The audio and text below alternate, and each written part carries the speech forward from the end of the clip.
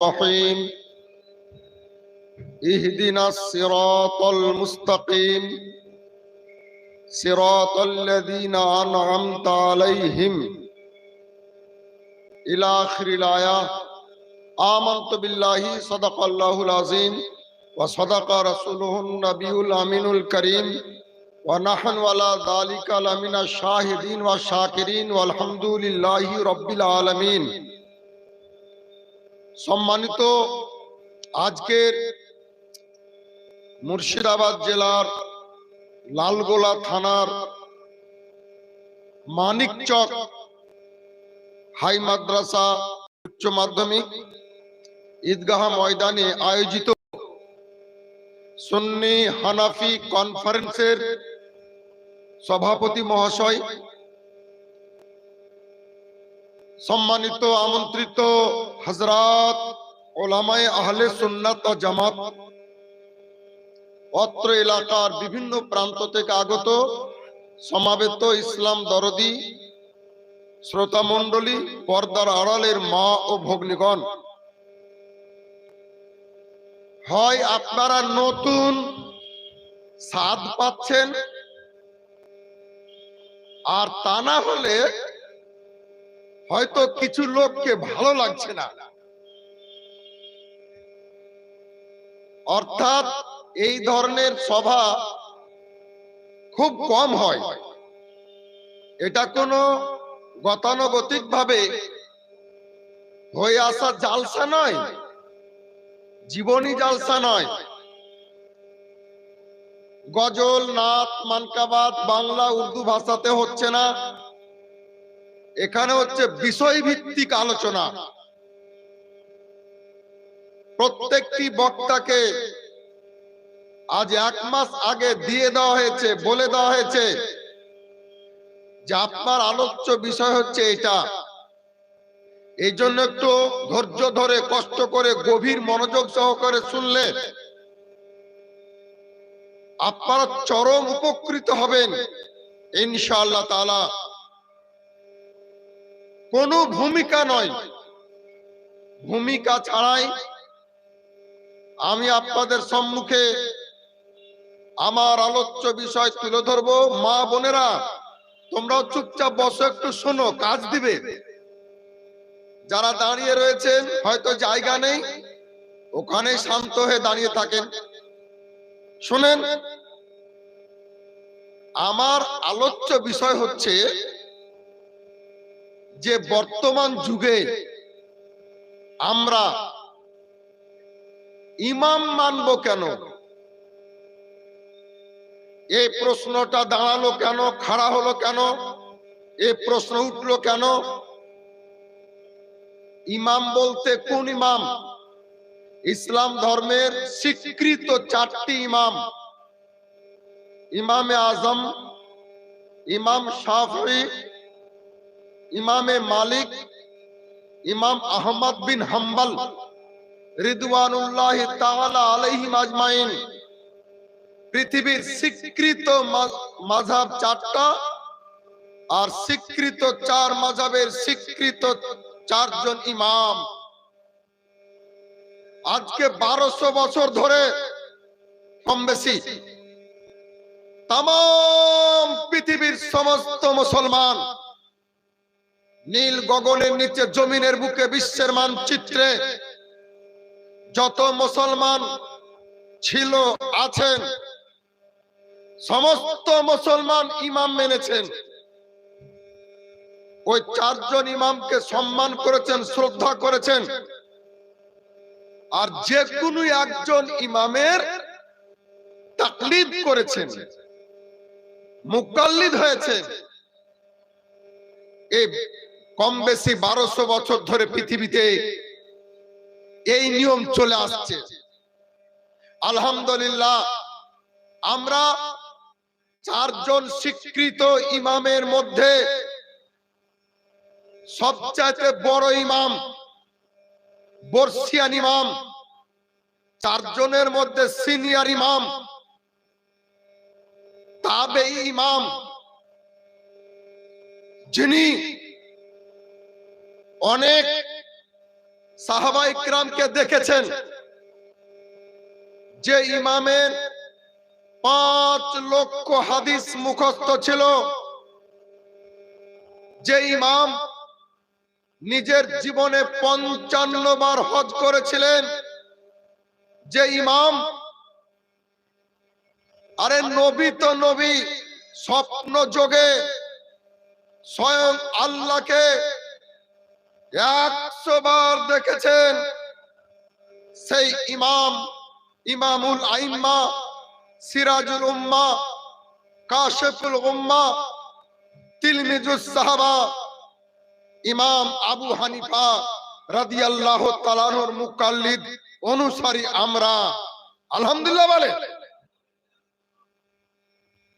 তাই আমরা গর্বিত। গোটা পৃথিবীতে শুনেন শিক্ষিত লোকেরা, গোটা পৃথিবীর বুকে 4 জন ইমামেরই অনুসারী ছিল, আছে। সবচেয়ে বেশি ইমামে আজম আবু হানিফার অনুসারী। কাজেই ওলামায়ে কিরাম বলেছেন যে 85% মুসলমান হচ্ছে পৃথিবীর হানাফি মাযহাবের। 85% হানাফি মাযহাবের মুসলমান পৃথিবীতে বসবাস করে, আর বাকি সব মিলিয়ে 15%। তো আজকের দিনে কিছু সোশ্যাল মিডিয়াতে এবং অফলাইনেও লোকে ভাইরাল বক্তা বলে, আমি তো ভাইরাস বক্তা বলি। এই সমস্ত ভাইরাস বক্তা করোনা ভাইরাসের ন্যায় ঈমানকে ধ্বংসকারী, আকীদাকে ধ্বংসকারী ভাইরাস বক্তারা কথা তুলেছে, প্রশ্ন তুলেছে যে ইমাম মানবো কেন, কোরআন হাদিস থাকতে ইমাম মানবো কেন, আল্লাহ রসুল থাকতে ইমামকে মানবো কেন? এটাই তো মূল প্রশ্ন। এখানে ওলামায়ে কিরাম রয়েছেন, আপনাদের সাহায্য সহযোগিতা কামনা করি আমি। এই জন্য এই প্রশ্নটা আমাকে তুলে দিয়েছেন সুন্নি হানাফি কনফারেন্সের পক্ষ থেকে, সভাপতির পক্ষ থেকে, যে কেন ইমাম মানতে হবে এই বিষয়টি আপনাকে বলতে হবে। তো ভূমিকা ছাড়াই 2-4টি জরুরি কথা আপনাদেরকে বলছি। আমার কথা বুঝতে কি অসুবিধা হচ্ছে? কিছু লোককে দেখছি চোখ বন্ধ করে বসে আছে, দেখছিলাম বসে বসে। তো এর অর্থ হচ্ছে যে মনে হয় খুবই গভীর মনোযোগ দিয়ে শুনছে, আর না হলে এটা হতে পারে যে ও মজা পাচ্ছে না, ভালো লাগছে না, তিতা তিতা লাগছে। হ্যাঁ হ্যাঁ, যে মধুমাখা জাদুমাখা গলাতে সুরে জীবনী বক্তা হয়, এগুলো একটু কিছু লোকে তিতা তিতা লাগবে। কিন্তু শুনেন, একটু তিতা লাগতে পারে, কিন্তু এটা হজম করতে পারলে বদমাযহাবদের যে সমস্ত জার্মস, সমস্ত পোকা পাখি মরে শেষ হয়ে যাবে। ইমানি রক্ত নিট অ্যান্ড ক্লিন হয়ে যাবে, পরিষ্কার হয়ে যাবে। হজম করার চেষ্টা করেন, বুঝার চেষ্টা করেন। ইমাম মানবো কেন, এই ইমাম মানবো কেন, এই বাক্যটি এত মারাত্মক বাক্য যে শুনেন, স্বীকৃত ইসলাম ধর্মের 4 মাযহাবের ব্যাপার তো বিরাট ব্যাপার, বিশাল ব্যাপার। গোটা পৃথিবীর কথা বলছি, গোটা পৃথিবীর যে কোনো মসজিদে গিয়ে জুমার দিন জুমার জামাতে, ঈদের দিন ঈদের জামাতে, বকরা ঈদের দিন বকরা ঈদের জামাতে, অথবা সমাজের মজলিসে দাঁড়িয়ে কেউ যদি বলে যে ইমাম মানবো না, তো সমাজের লোক বলেন, সমাজের লোক ওকে জুতা পিটা করবে না, করবে না?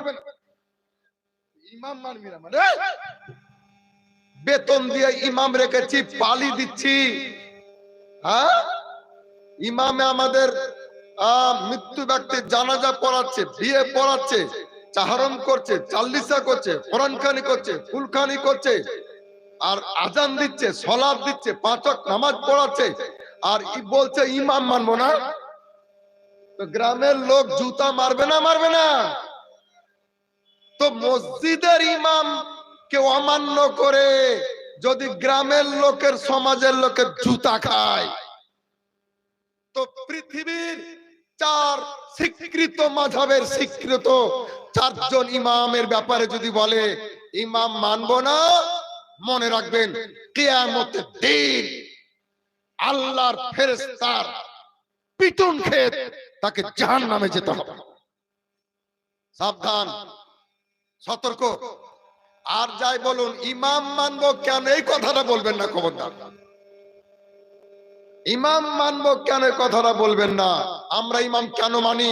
শোনো পৃথিবীর মানুষ, আমরা ইমাম কেন মানি, ইমাম কেন মানবো, ইমাম কেন মানতে হয়, এ ব্যাপারে আজকের কনফারেন্সে আমার প্রথম বক্তব্য। আমরা ইমাম এজন্য মানব যে শরীয়তের যে 4টা দলিল, কোরআন, হাদিস, ইজমা এবং কিয়াস, এই 4টা দলিলে ইমাম মানতে কোথাও নিষেধ করা হয়নি, মানা করা হয়নি। মনে রাখতে হবে, আপনাদেরকে ক্যাচ করতে হবে, ধরে রাখতে হবে। কোরআন তো বিশাল ব্যাপার, 30 পারা, 114টি সূরা, যার মধ্যে 6666টি আয়াত। এত বিরাট বিশাল বৃহৎ পবিত্র কোরআনে কোন জায়গায় আল্লাহ পাক বলেননি যে ইয়া আইয়ুহান নাস, ওগো জনগণ, ওগো জনতা, ওগো আমার বান্দারা। অথবা আল্লাহ পাক এইভাবেও বলেননি যে ইয়া আইয়ুহাল্লাযিনা আমানু, ওগো মুমিনেরা তোমরা কেউ ইমাম মানিও না, এই কথা আমার আল্লাহ বলেননি। সুবহানাল্লাহ বলেন। অথচ শত শত এমন কথা কোরআন শরীফে লেখা আছে যেগুলো নিষেধ, নাজায়েজ, হারাম, সেগুলো আল্লাহ বলেছেন। অত ইমাম মানা যদি নিষেধ হতো আল্লাহ এটাও বলে দিতেন।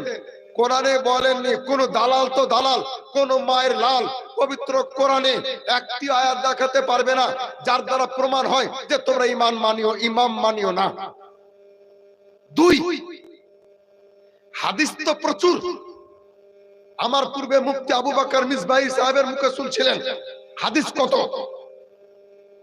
উসুলে ফিকহের বিশ্ববিখ্যাত কিতাব উসুলুশ শাসি বাহাসুস সুন্নাতে লেখা আছে ওয়াহিয়া আকসারু মিন আদাদির রামালি ওয়াল হিসাব। পৃথিবীর বালুকণা, কাঁকর গণনা করে শেষ করা যাবে, কিন্তু হাদিস গণনা করে শেষ করা যাবে না। আমার এক ওস্তাদ বলতেন বেরেল ইউনিভার্সিটির, যে টোটাল হাদিস হচ্ছে 50 লক্ষ। সুবহানাল্লাহ বলবেন না?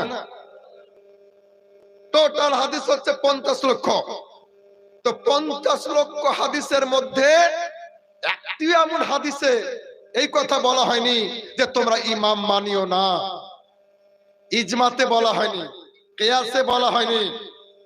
শুনেন, পবিত্র কোরআন সূরা আল বাকারার মধ্যে আল্লাহ পাক এক জায়গায় বলছেন ওয়া খালাকা লাকুম মা ফিল আরদি জামিআ। এ লাকুম লাকুম লাকুম এর লা, এর ব্যাখ্যায় তাফসীরাত আহমদিয়াতে আছে যে ইন্নাল আসলা ফিল আশিয়াই আল ইবাহাত, মূলত যে কোন জিনিসই হালাল, বৈধ, জায়েজ, যার নিষেধের দলিল নাই সেটাই জায়েজ। ইমাম মানার তো নিষেধের কোন দলিল কোরআনে নাই, হাদিসে নাই, ইজমাতে নাই, কিয়াসে নাই, অতএব ইমাম মানা চলবে।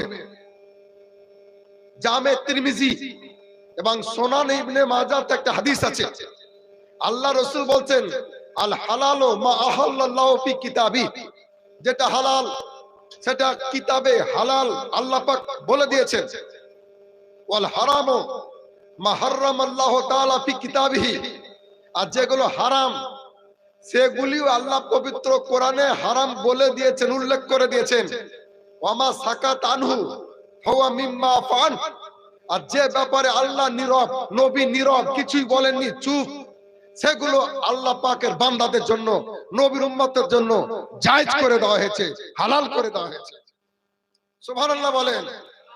এই জন্য আজকে মানিক চক হাই মাদ্রাসা ঈদগাহ ময়দানে অনুষ্ঠিত আপনার সুন্নি হানাফি কনফারেন্সের মঞ্চে দাঁড়িয়ে শুধু পশ্চিমবঙ্গের নয়, গোটা ভারতের নয়, গোটা পৃথিবীর তথা কথিত আহলে হাদিস সালাফিদের মৌলবীদেরকে আমি চ্যালেঞ্জ করছি যে ইমাম মানতে আল্লাহ নিষেধ করেছেন, নবী নিষেধ করেছেন, এই মর্মে একটিও হাদিস, একটিও আয়াত দেখাতে পারবে না, কিয়ামত পর্যন্ত পারবে না। আর একটা কথা বলে দিই, এখানে বারবার উচ্চারিত হচ্ছিল আহলে হাদিস, এটা আরবি শব্দ। এই দুটো শব্দের মাঝখানে আরেকটা শব্দ ঢুকে আছে, এটা ওরা বলে না। মূলত শব্দটি, বাক্যটি হবে আহলে ফান্নিল হাদিস। এখানে আহলে ফানকে বলা হয়েছে। সমস্ত লোক আহলে হাদিস হতে পারে না, উনি বলছিলেন। খুব ভালো কথা বলছিলেন, খুব সুন্দর কথা বলছিলেন যে পৃথিবীর সমস্ত মানুষের পক্ষে আহলে হাদিস হওয়া সম্ভব নয়, সম্ভব নয়। আরে সবাই কি ম্যাথমেটিক্স ওয়ালা হবে? অঙ্ক বিশেষজ্ঞ ব্যক্তি সবাই হয় না, ইংলিশ বিশেষজ্ঞ ব্যক্তি সবাই হয় না, তারপরে বেঙ্গলি যার সাবজেক্ট সেই বিশেষজ্ঞ হয় সেই সাবজেক্টের।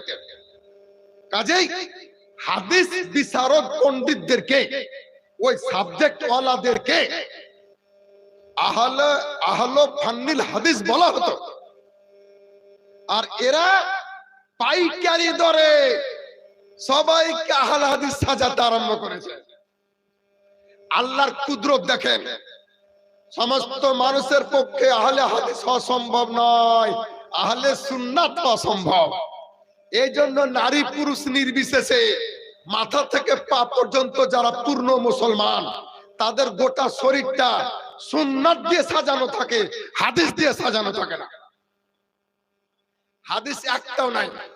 এই যে মাথার টুপি, এই টুপি পরা সুন্নাত, এটা হাদিস না। এটা ক্বালা ক্বালা রাসূলুল্লাহ সাল্লাল্লাহু আলাইহি সাল্লাম, ওই হাদিস না, সুন্নাত। মাথার চুল পুরুষের 3 রকমের রাখা সুন্নাত। তারপরে এই যে এবা পড়াছে, এবা, এটা সুন্নাত। মুখ ছোট করা সুন্নাত। এক মুষ্টি দাড়ি রেখেছি সুন্নাত। এই যে হাতে আংটি সুন্নাত। জুতা পরছি সুন্নাত, মোজা পরছি সুন্নাত, নখ কাটছি সুন্নাত। এই যে রং করেছি ফ্যাশন মনে করেন না, এটা সুন্নাত। কালো বাদ দিয়ে এই যে কালার, এটা সুন্নাত। এটা বোঝা যাচ্ছে। আমি খুব তাড়াতাড়ি বলছি, মা বোনদের ক্ষেত্রে তাই। মুমিনদের, মুসলমানদের মাথা থেকে পা পর্যন্ত সুন্নাত দিয়ে সাজানো থাকে, হাদিস দিয়ে নয়। এজন্য আমরা আহলে হাদিস নই, আমরা আহলে সুন্নাত, আমরা আহলে সুন্নাত। কাজেই আমার চ্যালেঞ্জ থাকলো যে ইমাম মানা চলবে না, এটা তোমার পেট বানানো কথা, তোমার মন গড়া কথা। এটা আল্লাহ বলেননি, নবী বলেননি, এর দলিল নাই। আর যদি থাকে, হাতু বুরহানাকুম ইন কুনতুম সাদিকিন, নিজের কথা যদি সত্যবাদী হও, এর দলিল দিতে হবে। আজ নাহি তো কাল সহি। আর যেটা দাবি করেছে যে ইমাম মানা চলবে না, ইমাম মানা চলবে না, মুখে দাবি করলে হবে না, দলিল দিতে হবে। তার কারণ রুলস হচ্ছে আল বাইয়িনাতু আলাল মুদ্দাই, দাবিদারের উপরে দলিল দেখাতে, দলিল আছে, ওকে দলিল দিতে হবে। আমার ভাইরা, মায়েরা, ইমাম আমরা কেন মানবো, এর প্রথম বয়ান হয়ে গেল। আমার প্রথম কথা আজকের এই স্টেজের, এই ব্যাপার আমার দ্বিতীয় কথা। আল্লাহ তো কোথাও নিষেধ করেননি, নবী নিষেধ করেননি ইমাম মানতে। উপরন্তু পবিত্র কোরআনে ভুরি ভুরি জায়গায়, হাদিসের মধ্যে ভুরি ভুরি হাদিসে আল্লাহ এবং তার রাসূল ইমাম মানার পক্ষে কথা বলেছেন। সুবহানাল্লাহ বলেন আরো জোরে, যত জোরে সুবহানাল্লাহ বলবেন ঠান্ডা তত কম লাগবে। বাহ, আলহামদুলিল্লাহ। শুনেন, সূরা ফাতিহার মধ্যে আল্লাহ পাক আমাদেরকে নামাজের ভেতরে বা নামাজের বাইরে একটা আরজি করতে বলেছেন, যে তোমরা আরজি করো, মুনাজাত করতে বলেছেন, দোয়া করতে বলেছেন আমাদেরকে। কিছু মৌলবি রাত দিন 24 ঘন্টা সারা জীবন ও বলছে দোয়া খোঁজ করে পাই না, দোয়া খোঁজ করে পেল না। আমি সেদিন মনে মনে ভাবছিলাম যে তাহলে কি এদের জন্মই বিনা দোয়াতে? আল্লাহ বেহতার জানে এর দোষ আর বাপের দোষ। দোয়া পড়েছিল না পড়েনি, দোয়া বলে খোঁজ করে পাই না। আল্লাহ বলছেন বান্দা দোয়া করো। সূরা ফাতিহার মধ্যে আল্লাহ পাক বলছেন তোমরা পড়ো ইহদিনাস সিরাতাল মুস্তাকিম, হে আল্লাহ আমাদেরকে সোজা পথে পরিচালিত করো, সোজা পথে চালাও। এরপরে তাফসিরুল কোরআন বিল কোরআন, কোরআনের তাফসির কোরআন দিয়ে হচ্ছে। আমার সোজা পথ কোনটা? আল্লাহ পাক বলে দিচ্ছেন সিরাতাল্লাযীনা আনআমতা আলাইহিম, ওই পথ যে পথের উপরে তোমার পুরস্কার আছে, যে পথের পথিকদের উপরে তোমার পুরস্কার আছে, ইনাম আছে, যাদেরকে তুমি পুরস্কৃত করেছো, ইনাম দিয়েছো। আল্লাহ পাকের পুরস্কার কাদের উপরে আছে? শুনেন, কোরআন শরীফ ৫ম পারা সূরা নিসা আয়াত নাম্বার ৬৯। আল্লাহর কথা শুনেন, কোন মোল্লার কথা না।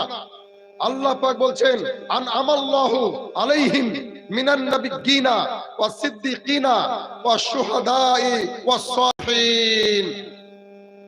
আল্লাহ পাক পুরস্কার দিয়েছেন, ইনাম দিয়েছেন কাদেরকে? নবীগণের জামাতকে, সিদ্দিকিনদের জামাতকে, শুহাদায়ে কিরামকে, আর নেককার দিনদার পরহেজগার যাদেরকে সালেহীন বলা হয় তাদেরকে। এতে বোঝা গেল ছাগল আর পাগল বাদ দিয়ে, ছাগল আর পাগল বাদ দিয়ে কারো বুঝতে অসুবিধা থাকলো না যে পবিত্র কোরআনের মধ্যে, সূরা ফাতিহার মধ্যে এবং পবিত্র কোরআনের আয়াত দ্বারা আল্লাহ পাক পরিষ্কার বুঝিয়ে দিলেন যে শুধু আল্লাহ রসুলকে মানতে হবে এ কথা নয়, বরং তোমাদের চলার পথ হচ্ছে ওই পথ যেটা নবীগণদের পথ, যেটা সিদ্দিকদের পথ, যেটা শহীদগণের পথ, এবং যেটা নেককার দিনদার পরহেজগার বুজুর্গানের দ্বীনের পথ। বাহ, আলহামদুলিল্লাহ বলে মঞ্চ ফুলফিল হয়ে গেছে। আজকের সুন্নি হানাফি কনফারেন্স ফুলফিল হয়ে গেল মঞ্চ। গোটা পশ্চিমবঙ্গের আহলে সুন্নাত জামাতের টিম, সুন্নি জামাতের কাফেলা, ওলামা টিম, ওলামাদের কাফেলা মঞ্চে এসে উপস্থিত হয়ে গেছেন, যাদের নাম বিজ্ঞাপনে পড়েছেন। আমি এবার আমার গাড়ি খুব দ্রুত গতিতে নিয়ে যাচ্ছি, মনোযোগ প্লিজ, অ্যাটেনশন, একটু মনোযোগ দেন। তাহলে বোঝা গেল যে যারা বলে যে আল্লাহ এবং নবী ছাড়া কাউকে মানা চলবে না, তারা ভুল বলে। যারা বলে কোরআন আর হাদিস ছাড়া কাউকে মানা চলবে না, তারা ভুল বলে। যারা বলে ইমাম কেন মানবো, তারা ভুল বলে। শুনেন, পবিত্র কোরআন 14 পারা সূরা নাহল আয়াত নাম্বার 43 আল্লাহ রাব্বুল আলামিন বলেন ফাসআলু আহলাল যিকরি ইন কুনতুম লা তা'লামুন। হে আমার বান্দারা, তোমাদের মধ্যে যারা জানো না, তোমরা কি করো? আহলে ইলমদের নিকট যাও, জ্ঞানীদের নিকট যাও, আর তোমরা যা জানো না সেটা জেনে নাও। সুবহানাল্লাহ বলেন। আল্লাহ যেতে বলছেন, যেতে কার কাছে? এখানে বলেছে শুধু আল্লাহর কাছে যাও, শুধু নবীর কাছে যাও না, তোমাদের মধ্যে যারা আহলে ইলম, যারা ওলামা ইকরাম, তাদের নিকটে তোমরা যাও আর তাদেরকে জিজ্ঞাসা করো। ফাসআলু আহলা যিকরি ইন কুনতুম লা তা'লামুন, তোমরা যা জানো না সেটা তোমরা জেনে নাও, জিজ্ঞাসা করে নাও, ইলম হাসিল করে নাও। এতে বোঝা গেল যে আল্লাহ এবং আল্লাহ রসুল ছাড়াও অন্যদের কাছে যাওয়া যাবে, চাওয়া যাবে, নেওয়া যাবে, জিজ্ঞাসা করা যাবে। আল্লাহ পাক যেতে বলছেন, জিজ্ঞাসা করতে বলছেন। কে বলেছে গো? কোন বেকুব বলেছে আল্লাহ নবী ছাড়া আর কাউকে মানা চলবে না? তাদেরকে আমি জিজ্ঞাসা করতে চাই যে আল্লাহ নবী ছাড়া যদি কাউকে মানা জায়েজ না হয়, তাহলে তোমাদের এত মৌলবি কিসের জন্য? কোরআন আর হাদিস ছাড়া যদি কিছু মানা না চলে, তাহলে হাদিস এবং সালাফি মৌলবিরা এই বইপত্র লেখে কেন? বইয়ের দোকান করে কেন? বই বিক্রি করে কেন? এক মুখে দুই রকম কথা। একবার বলছে যে কোরআন হাদিস ছাড়া অন্য কিছু মানা চলবে না, আবার তোমাদের মৌলবিরা বইও লিখছে, বই ছাপছে, বই বিক্রি করছে। বলে কিসের জন্য? বন্ধ করো। যদি কোরআন হাদিস ছাড়া কিছু মানা না চলে, প্রিয় ভাইরা, তারা ভুল কথা বলে, মিথ্যা কথা বলে, গলত কথা বলে। আমি এগিয়ে যাচ্ছি। আল্লাহ পাক আরো কি বলেন শুনেন। 15 পারা পবিত্র কোরআন, 15 পারা সূরা বানী ইসরাঈল, আয়াত নম্বর 71।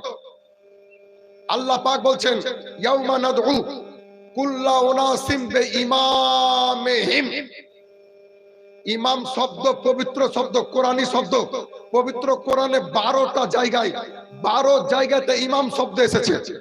সুবহানাল্লাহ বলে। এটা পবিত্র কোরআনের শব্দ।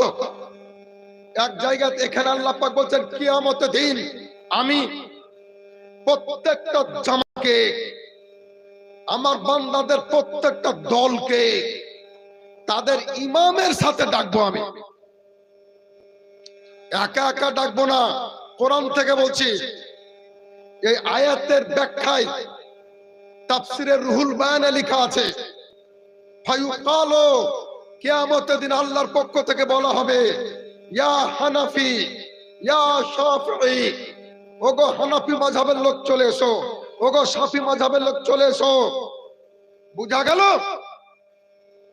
যে হানাফি মাযহাব আরো স্বীকৃত বাকি 3টি মাযহাব সত্য বরহক, এই মাযহাবকে যারা মানে তারাই সঠিক পথে আছে, তারাই হকপন্থী, তারাই হচ্ছে আহলে হক।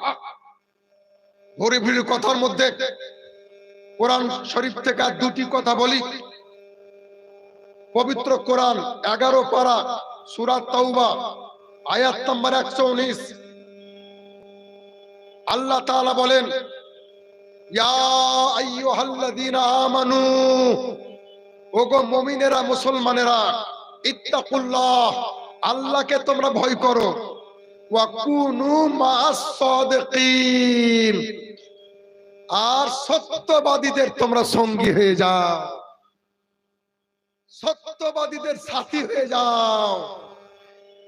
আরে দিন কানা, শয়তানের নানা, কি করে কোরআন পড়িস? আল্লাহ বলছেন সত্যবাদীদের সঙ্গে হয়ে যাও।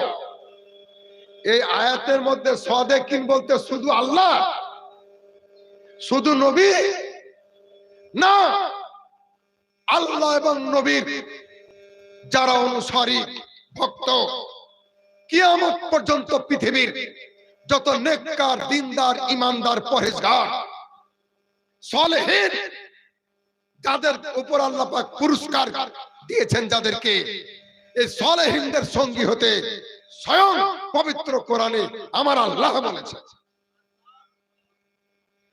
আর 3 পাতা পড়া মৌলবি এই বলছে আল্লাহ রসুল ছাড়া কাউকে মানা চলবে না। একবার আমাদের সামনে নিয়ে আসেন তো দেখি, ওর ভাঁড়ে কত তেল আছে দেখি, একবার নিয়ে আসেন, অফলাইন বাসে বসবো, তবে বুঝতে পারবেন যে কত ধানে কত চাল হয়। আমিও বুঝতাম না যে কত ধানে কত চাল হয়, এখন শুনেছি 1 মণ ধানে 25 কেজি চাল হয়। বুঝতে পারবে। একটা আয়াত পড়ছি, বেশি না, ভুরি ভুরি আয়াত আছে। আল্লাহ পাক পবিত্র কোরআনে 5ম পারা সূরা নিসা আয়াত নম্বর 59 আল্লাহ পাক পরিষ্কার বলছেন, আতিউল্লাহ ওয়া আতিউর রাসূলা ওয়া উলিল আমরি মিনকুম। শুনেন, যারা ওয়াহাবি, যারা দেওবন্দি, যারা তবলিগি, যারা ফারাজি, আহলে হাদিস, এই তথাকথিত জামাত ইসলামী, গায়র মুকাল্লিদ, লামাযহাবি, এরা কি বলে জানেন? এদের আকীদা হচ্ছে যে আল্লাহ ছাড়া কাউকে মানা চলবে না। ওদের বইয়ে লেখা আছে। আমার বন্ধু মুনাজির আহলে সুন্নাত মুফতি জুবায়ের হোসেন রিজভী মাদ্দাজিল আল দেখাবার জন্য খড়িয়ে আছে, একেবারে দাঁত পাজিয়ে এসেছেন, বলার জন্য তৈরি থাকুন। উনি বলবেন ওদের আকীদা, ওদের বই লেখা আছে আল্লাহ ছাড়া কাউকে মানা চলবে না। আর আল্লাহ বলছেন 3 জনকে মানো। কয়জনকে? আতিউল্লাহ, আল্লাহর কথা মানো, ওয়া আতিউর রাসূলা, রাসূলের কথা মানো, ওয়া উলিল আমরি মিনকুম, আর তোমাদের মধ্যে যারা সাহেবে আমর, আদেশ প্রদানকারী, তাদেরকে মানো। উলিল আমরে কে? সুবহানাল্লাহ। উলিল আমরের ব্যাখ্যায় মুফাসসিরে কোরআন বলছেন, ওয়াল মুরাদু বিউলিল আমরি আল উলামাউল হাক্কানি আল উলামাউ রাব্বানি কামা ক্বালা জারকানি। ইমাম জারকানি বলছেন যে উলিল আমর বলতে উলামায়ে হাক্কানি, উলামায়ে রাব্বানি, সমস্ত আউলিয়ায়ে কিরাম এবং সমস্ত আইম্মায়ে দ্বীন। উলিল আমর মুসলমানদেরকে নারী পুরুষ নির্বিশেষে তাদেরকে মানতে হবে, তাদের কথা শুনতে হবে। সুবহানাল্লাহ বলেন। আমি বাস ভুরি ভুরি আয়াত আছে, 2 থেকে 3টা হাদিস পেশ করব এবার। হাদিসে আহলে হাদিস নাম রাখা এই জন্য যাবে না। যুবক ভাই, তরুণেরা শুনো, খবরদার তওবা করে নাও, তওবা তওবা, কান ধরো কান। আহলে হাদিস শব্দ মুখে উচ্চারণ করবা না দলের নাম হিসাবে। শুধু আহলে হাদিস যদি কেউ বলে তো কোরআনকে অপমান করা হয়, ইজমাকে অপমান করা হয়, কিয়াসকে অপমান করা হয়। শুধু হাদিসই মানবা, আহলে সুন্নাত বলবা। আহলে সুন্নাতের মধ্যে সব ভরা আছে, আহলে সুন্নাতের মধ্যে সব রাখা আছে। তাই ইমাম হাকিম আল মুস্তাদরাক 1ম খণ্ড 99 পৃষ্ঠা হাদিস নাম্বার 391। শুনেন হাদিস, আল্লাহ রাসূল বলতে ইত্তাবিউস সাওয়াদাল আযম, তোমাদের মধ্যে যে জামাত বড়, যে মাযহাবতে বড়, ওই জামাতের অনুসারী হয়ে যাও, ওই জামাতকে মানো। ফাইন্নাহুম মান শাযযা শুযযা ফিন্নার, বড় জামাত থেকে ছিটকে যদি আলাদা হয়ে যাও পৃথিবীতে, কিয়ামতের দিন আলাদা হয়ে জাহান্নামে চলে যাবে। বুকে হাত দিয়ে বলেন মুসলমান, যারা নিউজ শুনেন, খবর রাখেন, অ্যাক্টিভ আছেন, অ্যালার্ট আছেন, বলেন তো বুকে হাত দিয়ে একবার যে পৃথিবীর বুকে সবচেয়ে বড় মাযহাব কোনটা? হানাফি মাযহাব। 85% যার অনুসারী। 1500 বছর পূর্বে আল্লাহ রাসূল বলেছেন বড় জামাতের অনুসারী হয়ে যাও। মনে থাকবে? মনে থাকবে মুসলমান। দ্বিতীয় হাদিস শুনেন, দ্বিতীয় হাদিস খাতিবে তাবরেজি মিশকাতুল মাসাবি মানাকিবে সাহাবা মধ্যে 3য় খণ্ড 1696 পৃষ্ঠা হাদিস নাম্বার 6018। আল্লাহ রাসূল বলছেন শুনেন হাদিসের মধ্যে, ওয়ান উমর ইবনে খাত্তাব, দ্বিতীয় খলিফা হযরত উমর ফারুক রাদিয়াল্লাহু তাআলা আনহু থেকে বর্ণিত, তিনি বলেন, সামি'তু রাসূলুল্লাহ ইয়াকুল, আল্লাহ রাসূলকে বলতে শুনেছি। কি বলেছেন? আসহাবী কান নুজুম, আল্লাহর নবী বলেছেন আমার সাহাবায়ে কিরাম নক্ষত্র সদৃশ, তারকা রাজির ন্যায়। বিআইয়িহিম ইক্তাদাইতুম ইহতাদাইতুম, আমার সাহাবায়ে কিরামের মধ্যে যে কোনো একজনের তোমরা অনুসরণ করবে, তোমরা হেদায়েত পেয়ে যাবে, তোমার পথ পেয়ে যাবে, রাস্তা পেয়ে যাবে, জান্নাত পেয়ে যাবে তোমরা। এতে বোঝা গেল যে আল্লাহকেও মানতে হবে, নবীকেও মানতে হবে, সাহাবায়ে কিরামকে মানতে হবে।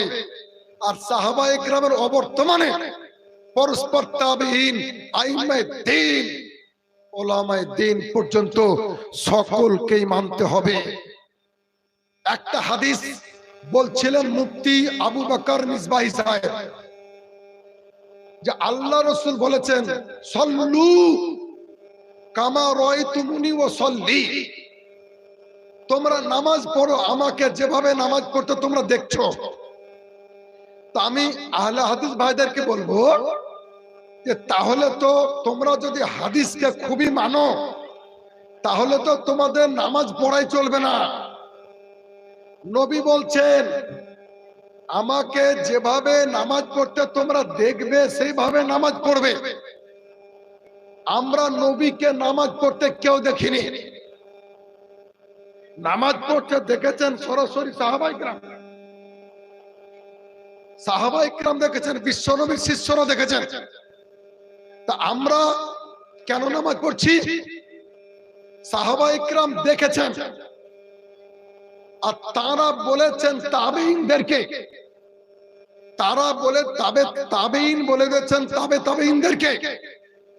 এইভাবে ১৫০০ বছর ধরে পরস্পর তাদের মাধ্যমে আমাদের নিকট পর্যন্ত এই কথা এসেছে, হাদিস এসেছে।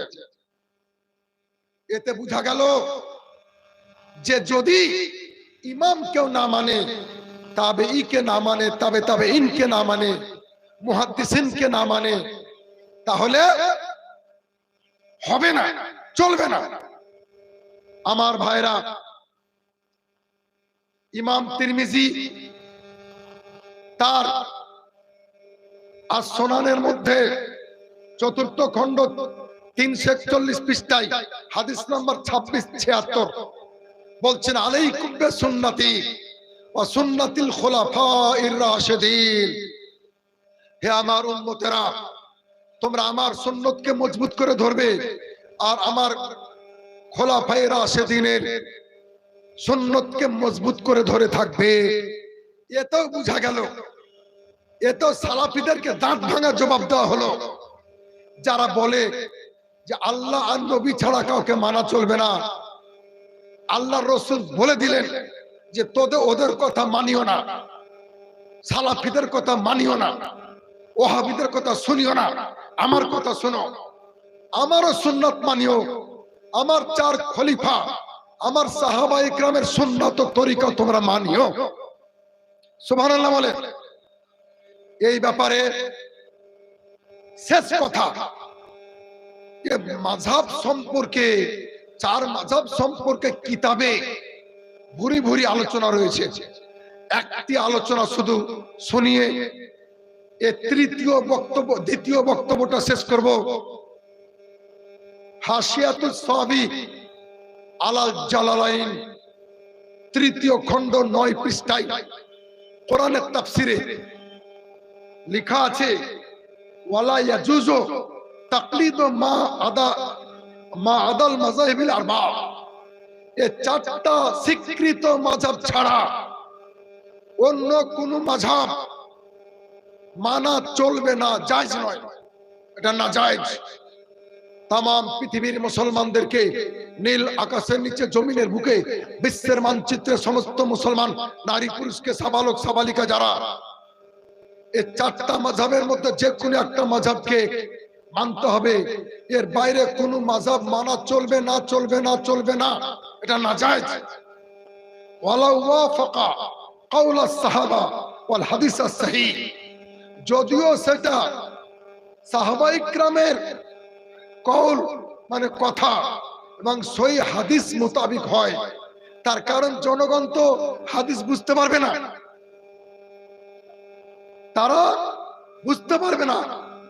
এরপর বলা হচ্ছে ফাল খারিজ আনিল মাযাহিবিল আরবা দাল্লুন মুদিল্লুন, চারটা মাযহাবের বাইরে যারা থাকে এরা ওই কুঁচা লাগা মুরগির পেটে যে ডিমগুলো থাকে ওইগুলির বাচ্চা হয়, আর বাইরে যে ডিম থাকে ঘোলা। তো চারটা মাযহাবের যারা বাইরে ধর্মের দিক দিয়ে এরা হচ্ছে ঘোলা, এরা এরা হচ্ছে বেকার ফালতু, এরা বদমাযহাব, নিজে গুমরাহ, অপরকে গুমরাহ করে, অপরকে বিভ্রান্ত করে। বাহ, অনেক রেকর্ডিং হচ্ছে, মৌলবি মিথ্যা কথা বলে দিতে পারে, কেউ কেউ, সবাই না। মোবাইল মিথ্যা কথা বলবে না, এই জন্য রেকর্ডিং হচ্ছে। এই ব্যাপারে আমার বক্তব্যের তৃতীয় পর্ব লোকেরা প্রচার করেছে যে মুফতি সাহেবের নাকি যুক্তি আছে খুব ভালো। তো দুই একটা যুক্তি এ তরুণ যুবক তথ্য বুড়াবুড়ি যারা এসেছেন তাদের নলেজে আমি একটু দেওয়ার চেষ্টা করছি যে যুক্তি, লজিক, ইসলাম হচ্ছে যুক্তিযুক্ত ধর্ম, বিজ্ঞানসম্মত, স্বাস্থ্যসম্মত। এই ইসলামের যুক্তির কথা পবিত্র কোরআনে আছে। আজকে আপনাদেরকে সকলকে মুখস্থ করে নিতে হবে এই বাক্যটি, পীর ও মুর্শিদ মানার কারণে, মাজার জিয়ারত করার কারণে সুন্নি হানাফিরা যদি মাজার পূজারী হয়, শুনেন, পীর মুর্শিদ মানার কারণে, মাজার জিয়ারত করার কারণে সুন্নি হানাফিরা যদি মাজার পূজারী হয়, তো শুনো, সালাফিরা, আহলে হাদিসেরা, এরা হচ্ছে 100% পাক্কা শেখ পূজারী, শেখ পূজারী। এরা হচ্ছে শেখ পূজারী, শাইখের 5টা গোলাম। এরা আলবানির পূজারী, এরা ইবনে তাইমিয়ার পূজারী, মোহাম্মদ বিন আব্দুল ওয়াহাব নাজদির পূজারী, এরা হচ্ছে জোকার নায়কের পূজারী। আদ খান নাম হচ্ছে, আদ খান নাম ইংরেজের, আর আদ খান নাম হচ্ছে একটা রাজনৈতিক দলের, নামটা নিচ্ছি না আমি। এই সিস্টার সোশ্যাল মিডিয়াতে ভাইরাস এই বক্তা, শোন, এরা হচ্ছে জোকার নায়কের পূজারী। এই কথা মুখস্থ করে নিতে হবে। শুনেন, আপনাদের মনে রাখতে হবে। শোনো মুসলমানেরা,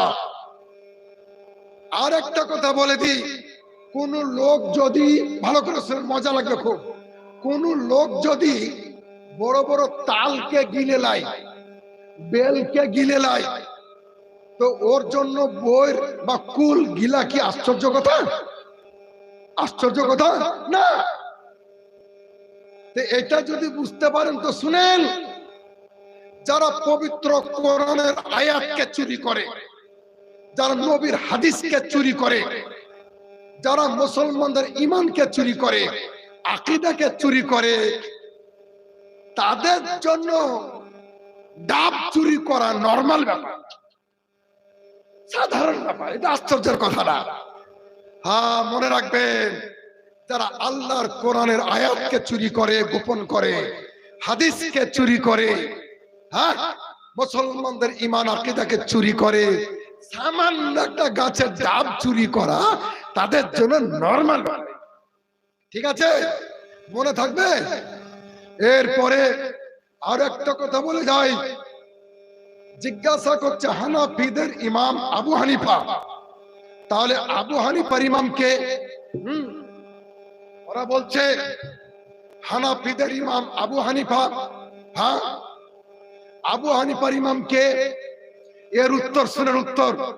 ওরা মনে করে উত্তর নাই, তো শুন, এর উত্তর দক্ষিণ পূর্ব পশ্চিম দেওয়ার জন্য সুন্নি হানাফি আলেমের দরকার নাই, সুন্নি হানাফি মাদ্রাসার একটা ছাত্র দিয়ে দিবে। শোনো ভালো করে। প্রথম কথা হচ্ছে যে এটা অযৌক্তিক প্রশ্ন, ল্যাংড়া প্রশ্ন, খোড়া প্রশ্ন, মূলত ভুল প্রশ্ন, রং প্রশ্ন। কারণ সব জিনিসের সব জিনিস হয় না। আমি যদি বলি ভারতের রাষ্ট্রপতি অমুক, তার রাষ্ট্রপতিকে, ভারতের প্রধানমন্ত্রী অমুক, তার প্রধানমন্ত্রীকে, আমি যদি বলি পশ্চিমবঙ্গের মুখ্যমন্ত্রী অমুক, তার মুখ্যমন্ত্রীকে, প্রশ্ন ঠিক না ভুল? প্রশ্ন ভুল। আমি যদি বলি যে মানিকচক উচ্চ মাধ্যমিক হাই মাদ্রাসার প্রধান শিক্ষক অমুক, তার প্রধান শিক্ষককে আমাকে বোকা বলবে, বোকা। শোন, আমিও তো সালাফিদেরকে জিজ্ঞাসা করতে পারি যে তোমার মায়ের, তোমার বাপ হচ্ছে তোমার মায়ের স্বামী, তোমার বাপ তোমার মায়ের স্বামী, তোমার বাপের স্বামীকে কেমন লাগবে? দেখ কেমন লাগে, দেখ কেমন লাগে। সব জিনিসের সব জিনিস হয় না বাবা, সব জিনিসের সব জিনিস হয় না। হ্যাঁ, এর উত্তর দিয়েছিলাম নবগ্রাম থানায়। লামাজামিদের সাথে একটা বাহাস হবে, তা চুক্তি করতে গেলাম। দেখ, ইমাম বলছে ওখানে যে আপনাদের ইমাম আবু হানিফা, বলে আলহামদুলিল্লাহ। হ্যাঁ, তো উনার ইমামকে আমি ধরে ফেললাম যে তুমি কি কাজ করো? ইমামতি করি। কোথায়? মসজিদে। বাহ, হয়ে গেছে। তো তুমি মসজিদের ইমাম? হ্যাঁ। সমাজের ইমাম? হ্যাঁ। গ্রামের ইমাম? হ্যাঁ। তো বুকে হাত দিয়ে হালালি সন্তান যদি হয়ে থাকিস তো বল তোর ইমাম কি? তোর ইমামকে বলে যা। আর এর উত্তর যেখানে লেখা আছে ওর পাশেই লেখা আছে হানাফিদের ইমাম আবু হানিফা, তার ইমামকে। ওখানে লেখা আছে, দেখে নিবি। গ্রামের লোক বলছে হুজুর মুনাজারা হয়ে গেছে, ছেড়ে দেন এবার আমাদেরকে, ছেড়ে দেন, বুঝে গেছি। অথচ এর একটা জবাব আছে। আলেমানার জবাব হচ্ছে এই যে তাম পৃথিবীর স্বীকৃত ইমাম চারজন, আর চারজনের প্রকৃত ইমাম আমার রাসূলুল্লাহ সাল্লাল্লাহু আলাইহি ওয়াসাল্লাম।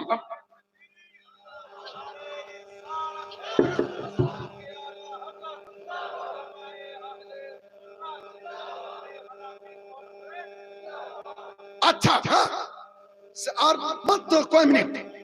একটা লোক বলছে যে শুধু মুসলমান থাকলে ভালো হতো, চারটা মাযহাবে ভাগ করে মানে ভুল হয়েছে। হ্যাঁ, ভাগাভাগি হয়ে গেছে। আমরা বেকুব, ভাগাভাগি হয়েছে, রাগারাগি তো হয়নি। বাংলাদেশ ভারত ভাগ হয়েছে, আমি জালসাতে বলেছি, তো বাংলাদেশের লোক এটা রেকর্ডিং করেছে। ভাগাভাগি হয়েছে কিন্তু আলহামদুলিল্লাহ রাগারাগি হয়নি। ঠিক আছে? তো বলছে একটাই থাকতো, চারটা কেন হলো? বলে শোনো, এতে ইসলাম ধর্মের লাভ হয়েছে, চারটা মাযহাব করে তো উপকার হয়েছে, লাভ হয়েছে। সুবহানাল্লাহ। আগেই বলে কি লাভ হয়েছে? বাস এক মিনিটে ধরুন, উদাহরণ দিচ্ছি। একটা বিয়ের ভোজ হয়েছে, বিয়ের খানা, তো শুধু সাদা ভাত আর গরুর মাংস, আর বিকল্প কিছু নাই, পরে যে কিছু নাই। আর একটা বিয়ের ভোজ হচ্ছে, সাদা ভাত, গরুর মাংস আছে, মাটন বিরিয়ানি আছে, সাদা ভাত, চিকেন আছে, তারপরে সাদা রুটি আছে, সবজি আছে। খাবার চার রকমের করা হয়েছে। কয় রকমের? চার রকমের। এবার আপনারা বলেন তো বুকে হাত দিয়ে যে কোন ভোজে মানুষের বেশি সুবিধা হবে? সুগারের যুগে, প্রেসারের যুগে, যে ভোজে চার রকমের খাবার আছে সেটাতে বেশি সুবিধা আছে। আমি তো গোমাংস খাই না, আমি নবী, ওখানে সুবিধা হবে। আরে মাথা মোটা, তোর মাথাতে ঘি আছে, গোবর ভরা আছে, মশলাকে, আমলি মশলাকে 4 রকম ভাবে 4 ইমাম পেশ করেছেন। তার কারণ কোরআনের তাফসীরে লেখা আছে 60 প্রবৃত্তির মানুষ আছে, 60 রকমের মানুষ আছে পৃথিবীতে। যার যেটা সুবিধা হবে, যে যেটা যেভাবে আমল করতে পারবে, এজন্য 4 ইমাম আমলি, ফরুই, গৌণ মশলাগুলিকে বিশ্বের দরবারে, বিশ্ব মুসলিমের খিদমতে 4 রকম ভাবে পেশ করেছে, যেন বেশি বেশি মানুষ ইসলাম ধর্মে দীক্ষিত হতে পারে। হ্যাঁ, এটা আলাদা কথা যে কিছু নদী কিছু দূর গিয়ে শুকিয়ে যায়, ঠিক তেমনি কিছু মাযহাব কিছু দূর এসে বন্ধ হয়ে গেছে। আর হানাফি মাযহাব আজ পর্যন্ত আছে, কিয়ামত পর্যন্ত থাকবে।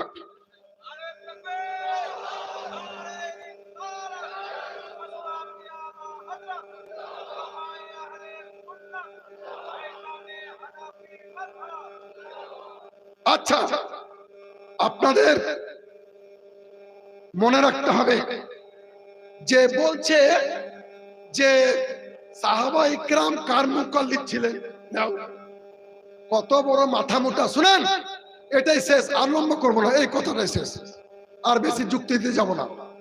আজকে বলছে যে সাহাবা ইকরাম কার মুকাল্লিদ ছিলেন। এরা खुदा जब दीन लेता है तो अकलें छीन लेता है। এদের বিবেক বুদ্ধি কিছু নাই। দেখেন, মুকাল্লিদ নবীর মুকাল্লিদ হয় না। যেমন শ্বশুরের বেটা হবে না, শ্বশুরের জামাই হবে। শিক্ষকের ছেলে হবে না, ছাত্র হবে, তাই তো? স্ত্রীর স্বামী হবে, স্বামীর বহিন হবে না, কে হবে? বিপরীতটা স্ত্রী। আরে বেকুব, আল্লাহর হয় বান্দা, নবীর হয় উম্মত, আর পীরের হয় মুরিদ, ইমামের হবে মুক্তাদি, মসজিদের ইমাম। তো নবীর মুকাল্লিদ হয় না, নবীর হয় উম্মত। সুবহানাল্লাহ বলেন। নবীর মুকাল্লিদ হয় না, নবীর কি হয়? সবাইকে বলতে হবে নবীর উম্মত হয়। আর বলছে সাহাবা ইকরাম কার মুকাল্লিদ ছিলেন। ওনাদের তাকলিদের দরকার হয়নি, ওনাদের মাযহাবের প্রয়োজন হয়নি। কেন? এই কথাটা বাচ্চা থেকে বাচ্চা সবাই বুঝতে পারবেন যে একটা বৃক্ষ ওর জড় থেকে ডাল, ফুল, পাতা, মুকুল, ফল পর্যন্ত মাটি থেকে রস গ্রহণ করে, খাদ্য গ্রহণ করে। কিন্তু মনে রাখতে হবে, বৃক্ষের শিকড় মাটি থেকে সরাসরি খাদ্য গ্রহণ করে, আর ফুল, ফল, ডালপালা এরা বৃক্ষের ভায়া হয়ে, ওসিলা হয়ে, মাধ্যম হয়ে মাটি থেকে খাদ্য গ্রহণ করে। সাহাবা ইকরাম বিশ্ব নবীর শিষ্য, তাদের মাযহাবের দরকার হয়নি, ইমামের দরকার হয়নি, তাকলিদের দরকার হয়নি। বিশ্ব নবীর দরবার থেকে সরাসরি ফয়েজ বরকত হাসিল করেছে তারা। আমরা হচ্ছে দূরের, আমরা হচ্ছে ফুল ফলের মতো, বৃক্ষের ডালের মতো।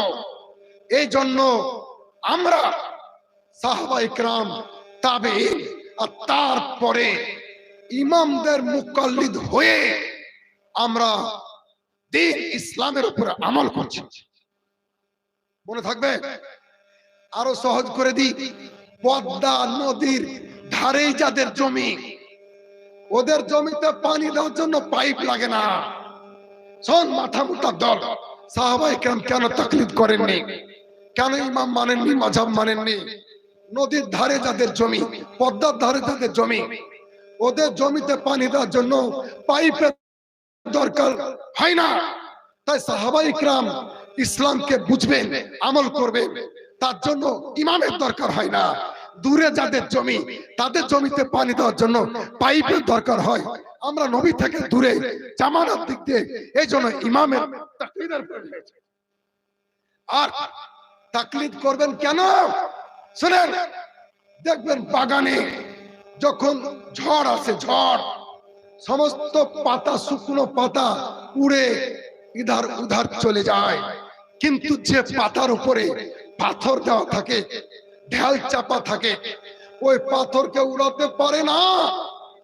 তো শোনো মুসলমান, ৭২টা বাতিল এবং বেদাতি ফেরকার ঝড় তুফানে সবকে উড়িয়ে নিয়ে চলে যাবে, কিন্তু খোদার কসম, তাকলিদের, মাঝহাবের ইমামের মালা, দোরা যারা পড়ে থাকবে, ৭২টা বাতিল বেদাতির ঝড় তাদেরকে উড়িয়ে নিয়ে যেতে পারবে না।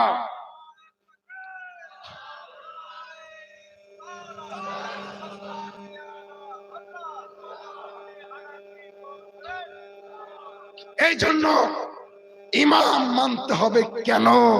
আমাকে আলোচ্য বিষয় দেওয়া হয়েছিল, আর আমি আগে বাড়াবো না, তবে এতক্ষণ মৌখিক ভাবে দিলাম, এবার লিখিত আকারে আপনাদের জন্য অমূল্য সম্পদ আজকে নিয়ে এসেছি। দেখে একখান দেখি, এ দেখুন, আহলে সুন্নাত